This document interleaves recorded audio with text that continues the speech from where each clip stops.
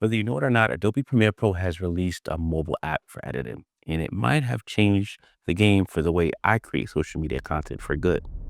Hear me out.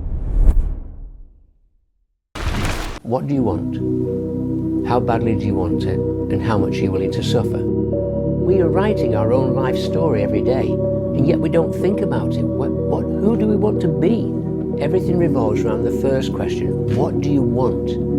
Because a lot of people are unclear what they want from life. Where do we want to live? What life do we want to lead? When we've finished our life, come to the end of our life and look back, what do we want to say that we've done? So, what do you want is a very powerful question. How badly do you want it? So the sequence you just saw was shot and edited on my iPhone 16 Pro. The inspiration came from an Instagram reel that I decided to recreate using the new Adobe Premiere Pro mobile app. Why? Because if not having a PC is preventing you from creating cinematic content, today you're learning a step-by-step framework to practice cinematography on your own as a beginner. Now, if you don't know me, my name is Teddy. I'm an event cinematographer and founder of Capture Culture Films. And I've created this channel to help any beginner videographer learn the skill of video. So if you're looking to do video as a hobby or eventually make it a profession, here's why I'll be a guide. Welcome to Cosmo. So you may be wondering why I'm creating this video. Well, part of being a creative is continuously practicing your skills. I'm either shooting videos or editing videos in my spare time to improve my skills as being a cinematographer. Today, I'm going to share my process for creating short form content for a new Instagram account I created a few months ago. And it answered that one question I always wondered as a beginner creative. Could I create content just using only my phone? Now, the first step is finding inspiration from other accounts online. Generally, I save all my cinematic inspiration and reference folder in Instagram. And for this video, I found this particular reel by The Stoic Road. You've got to pay a price to be the best. The best pay a big price. You've got to work harder, you've got to commit more, you've got to take more responsibility, you've got to deal with more ups and downs. How much are you willing to suffer? I saved the link to a reel in my notes app, and if I can find the original podcast on YouTube, I then transcribe the video using a third-party site. This helps me locate the exact timestamp of the quote or unique moment in that video. I then use the screen record feature to capture the quote in its entirety, and it's usually about a minute to a minute and a half. This video will be the foundation for the edit we're going to create right now. Our next step is sifting through the talking head video and finding the moments that you want to use to create the foundation. The format I typically use is the hook first, the context second, and the quote or closing argument at the very end. Sometimes if the speaker doesn't say anything motivational at the end, I'll just listen through the rest of the podcast for another insightful moment, or just leave it off altogether. Either way, I'll let you decide. Now that I have the uncut version of the video clip, before I cut down the talking head video, I add a slight color grade to the footage to match the moody aesthetic that I'm going for. In the mobile app, they actually have a feature that allows you to go through different looks. And if you actually have a LUT that you downloaded before from another content creator, you can upload it as well to add it to the footage. Once you're done, you can move down to cutting down the video clip. Starting with the hook, I cut down that section first, placing it in the front. After I cut down the remaining of the videos, only keeping the commentary essential for giving context to what the video is about.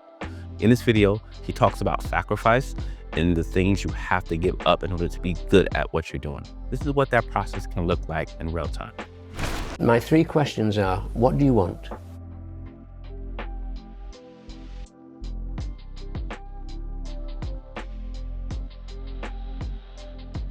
How badly do you want it?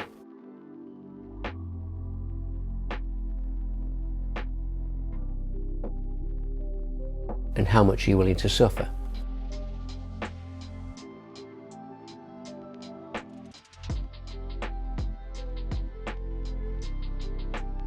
Everything revolves around the first question, what do you want? Now, once done, I usually edit down the full video to about 30 to 45 seconds in length, which is only the best parts that I'm keeping from that particular podcast. After that, I'll add a 1-second fade transition between all of the clips. This essentially cleans up the jump cuts, and it allows me to add a border on top of the entire clip. I generally use 1 to 3 formats, 16:9, 1:1 square, or 4:3. If you don't happen to have any overlays, you can download a free template from my website below. It'll be part of an essential transition pack. The link will be in the description as well. Once I decide on what overlay I'm going to use, I then add the overlay and manually move it up above the main track. If you do happen to have to modify the scale or the position of the main video, you can easily apply the transform position to all of the remaining clips. With this, you now have a foundation for your reel that we can then move on to adding the B-roll. Now, once I've cut down the talking head video, I generally export that at 4K 30 frames per second, and then I open up another project and put that as the foundation. Now, the next step is adding B-roll to your reel. So I generally capture B-roll one of three ways: either capturing a sequence of my day-to-day routines, saving content that other people have captured of me, or I actually storyboard a shot list of B-roll that goes along with the topic of the reel. Either way, I suggest making a habit of creating a content bank of B-roll that you can continuously pull from when you're making reels for social media.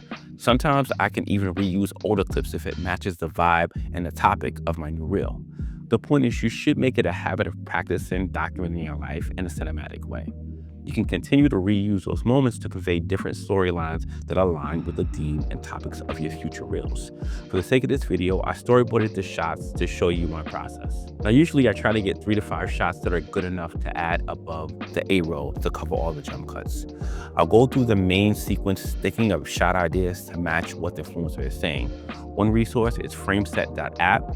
Simply put in the mood you're looking for that describes the scene and screenshot the references for later use. I'll then set aside an hour or so to storyboard the shot list, then another hour on actually planning to recreate the shots for the reel. The trick is to get 3 variations of each scene, typically a wide, medium, and a tight. In the case of this tutorial, I just shot a scene horizontally and vertically. Now that you have the 3 to 5 B-roll clips, it's time to add them as overlays over the talking head video. If you save the clip in an album, it should be very easy to add them to the sequence. Remember, the order you shot the list really helps. I start with the one clip trimmed at the beginning of the action. I place a cut at the end and simply replace the clip with another one, making the sifting and sorting process much easier compared to adding all of the clips at once and trimming each individually. Here's where creative choice comes into play. Some clips will be vertical, others may be horizontal. You can use one of the 3 overlay options to fit the style of your cinematic reel. Now, once you've completed the entire sequence with the B-roll over the talking head video, we can add the music as the undertone. Now, if you have a library of saved creative inspirational reels on your Instagram account, it should be easy finding a trending audio to use. The easiest place to get them from is the Edits app that was designed by Instagram. Simply export the Premiere Pro sequence in the highest possible quality, which is 4K at 30 frames per second. I add the exported video to edits and cycle through the trending music or the saved music that I have from previous Instagram accounts. I then adjust the volume accordingly so that the vocals stand out more. I then export the entire video in 2K 30 frames per second directly to Instagram. This process preserves the quality of the video as opposed to uploading a 4K video and having the app compress the video to a standard 1080p format. Even with a relatively new account of 100 followers, I've managed to reach thousands of accounts spending less than an hour editing several videos. Now, you may not have a fully decked out PC to pump out content for social media. I didn't have that when I started at first too. You just need a simple process and a sustainable workflow to stay consistent. Whether you make cinematic videos, talking head videos, or TikTok dance videos, spend a few hours collecting inspiration from other accounts and creators and plan 2 to 3 formats that you can practice regularly. For me, it's motivation reels, drone shots, and B-roll of me spending time with my family. You can literally knock out 30 days of B-roll content on your own using just your phone, a tripod, and a phone gimbal if you want. Hopefully this editing workflow taught you a new way of editing content for your social media. And even if you decide to upgrade to a PC, you can enhance your edit by uploading the project directly to Premiere Pro. From there, you can upgrade the captions to add transitional effects or popular engaging animations like you may see in similar style inspirational reels.